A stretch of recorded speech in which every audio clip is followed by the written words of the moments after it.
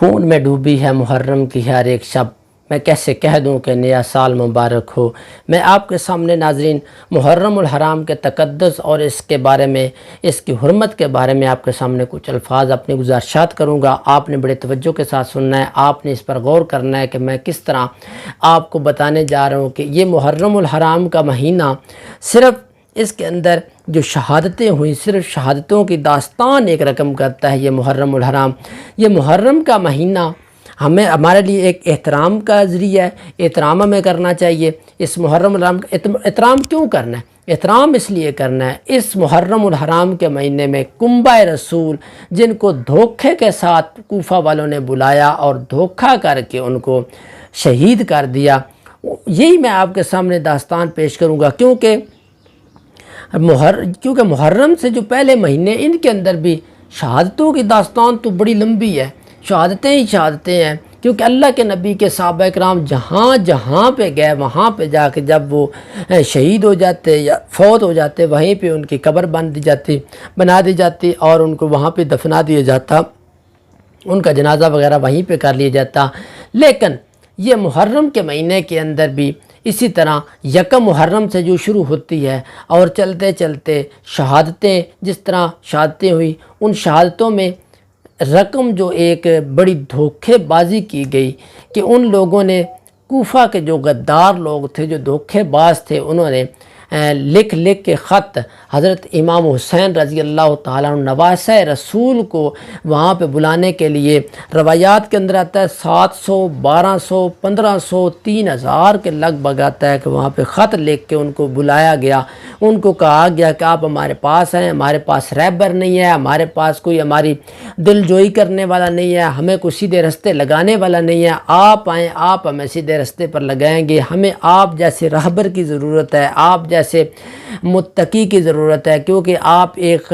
کنبہ رسول سے ہیں، آپ نواسہ رسول ہیں، آپ اگر آئیں گے تو ہماری زندگیاں بدل سکتی ہیں، ہمارے اندر چینجنگ آ سکتی ہے۔ تو حضرت امام حسین ان کی وہ جو خط تھے ان کے دھوکے میں کس طرح آ گئے، کس طرح ان کے خط کے اوپر، ان کے لیٹر جو آئے تھے ان کے اوپر اعتبار کر کے حضرت امام حسین گھر سے نکل پڑے، کنبہ لے کے نکل پڑے، کن کن کو ساتھ لے کے نکلے، انشاءاللہ میں یہ پوری داستان آپ کے سامنے رکھوں گا۔ اور آپ نے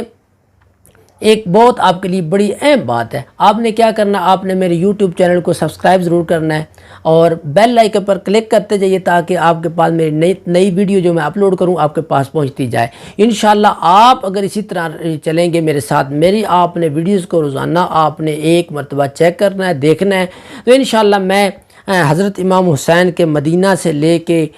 کوفہ تک اور وہاں سے کربلا سے شہادت تک انشاءاللہ مکمل آپ کو تاریخی آئینے میں جو صحیح اور صحیح معنوں میں یہ واقعہ ہے وہ آپ کے سامنے پیش کروں گا۔ کوئی قصے، کہانیاں، واقعات، ادھر ادھر کی من گھڑت روایات شامل نہیں کروں گا، اور انشاءاللہ آپ کو ایک اچھے طریقے سے گائیڈ کر کے انشاءاللہ آپ مطمئن بھی ہوں گے، اور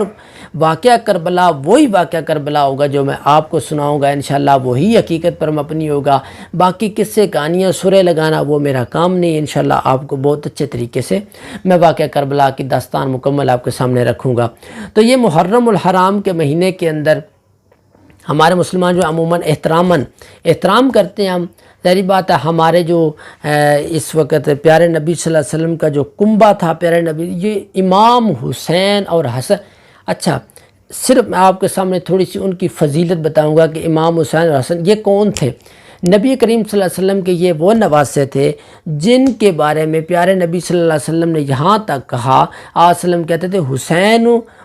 مجھ سے ہے، میں حسین سے ہوں، جس کو حسین کے ساتھ پیار ہوگا میں محمد کے ساتھ پیار ہوگا۔ یہ محبت تھی نا، یہ نواسے تھے نا، بیٹی کے بچے تھے نا، ان کے ساتھ اتنی محبت تھی آپ صلی اللہ علیہ وسلم، بلکہ یہاں تک آپ صلی اللہ علیہ وسلم نے فرمایا کہ حسین جنتی نوجوانوں کے سردار ہوں گے، جنت میں جنتی نوجوانوں کے حسین سردار ہوں گے۔ اور بلکہ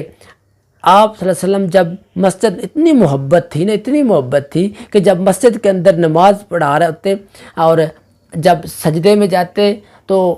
یہ چھوٹے چھوٹے تھے نا حسن حسین، یہ دوڑتے ہوئے آتے آپ صلی اللہ علیہ وسلم کے کندھوں کے اوپر چڑھ جاتے، جب آپ صلی اللہ علیہ وسلم کی کمر کے اوپر چڑھتے آپ صلی اللہ علیہ وسلم سجدے کو لمبا کر دیا کرتے تھے، سجدے کو لمبا کر دیا کرتے تھے کہ میرے جو نواسی ہیں یہ میرے کندھوں کے اوپر بیٹھے ہیں۔ اور بلکہ یہاں تک ہے کہ آپ صلی اللہ علیہ وسلم جب خطبہ دے رہے ہوتے تھے، خطبہ جب ممبر پہ کھڑے ہو کے خطبہ دے رہے ہوتے تھے، جب یہ بچے اندر داخل ہوتے دوڑتے ہو جاتے آپ صلی اللہ علیہ وسلم ممبر چھوڑ دیا کرتے تھے اور ان نواسوں کو گلے لگا لیا کرتے تھے۔ اور آپ صلی اللہ علیہ وسلم یہ حسن حسین یہ کون تھے؟ ان کے لب میرے پاک صلی اللہ علیہ وسلم نے ان کی زبان چوسا کرتے تھے آپ صلی اللہ علیہ وسلم، زبان جس کی زبان کو اللہ کے نبی نے چوس لیا، بتائیے ان کی کیا عظمت ہوگی، ان کی کیا شان ہوگی، ان کا کیا مرتبہ ہوگا۔ انشاءاللہ حقیقت پر ہم اپنی آپ کے سامنے یہ واقعہ ضرور رکھوں گا، آپ ضرور سنیں گے انشاءاللہ، ٹرم وائز آپ کے سامنے پیش کروں گا، آپ نے توجہ کے ساتھ سننا ہے انشاءاللہ، اور شہادتوں کی داستان آپ کے سامنے ضرور پیش کروں گا انشاءاللہ۔ دعاؤں میں یاد رکھیے۔ اللہ حافظ۔